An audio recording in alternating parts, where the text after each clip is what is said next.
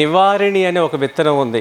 ఇక్కడ ఉంటే బియ్యాలు దాన్ని ఇప్పుడు ప్రస్తుతం నవారా అని పిలుస్తున్నారు.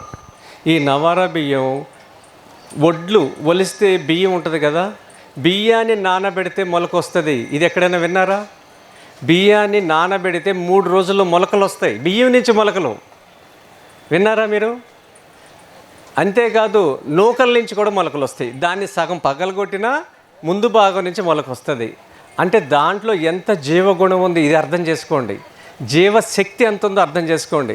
అది మీరు తింటే మీరు కూడా అలాగే తయారవుతారు. జీవశక్తి మీలో అంత ఉంటుంది. ఇప్పుడు మనం జీవం లేని అన్నం తింటున్నాం.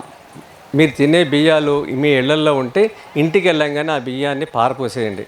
మీకు వేపకుంట దగ్గర ఇక్కడ మాస్టారు ఆయన ఉద్యోగం మానేసి ఆవులు పెట్టుకుని ఈ తులసి న్యాచురల్ని పెట్టారు. అలాగే సంకల్ప ఆర్ట్ విలేజ్ మీ విశాఖపట్నంలో ఈ బియ్యవన్నీ దొరుకుతున్నాయి. ఇవన్నీ మీరు వండుకు తింటే మీకు ఒబెసిటీ, షుగరు ఏమీ రావు.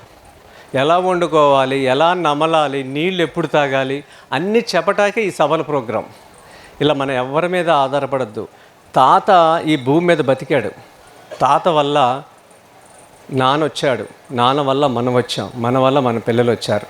మిమ్మల్ని ఒకటే ప్రశ్న వేస్తున్నాను. తాత ఉన్నంత గట్టిగా నాన్నగారు ఉన్నారా? నాన్న ఉన్నంత గట్టిగా మీరున్నారా? మీరున్నంత గట్టిగా మీ పిల్లలు ఉన్నారా? ఉన్నారా? లేరు. ఇది అందరూ కఠోర వాస్తవం ఒప్పుకోవాలి.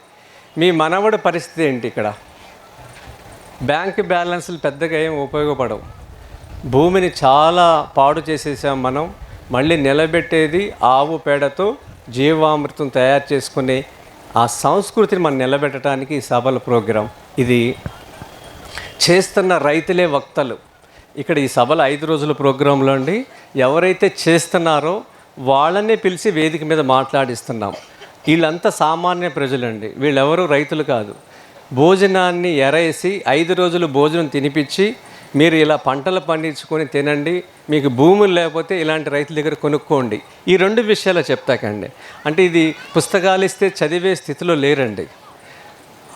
మరి విని అర్థం చేసుకునే స్థితి లేరు. తినిపిస్తే అర్థం చేసుకుంటారని ఒక ఏకైక ఆశతో ఈ కార్యక్రమాన్ని చేస్తున్నాము. ఇది నిరంతరం చేస్తాము, ప్రతి సంవత్సరం చేస్తాము.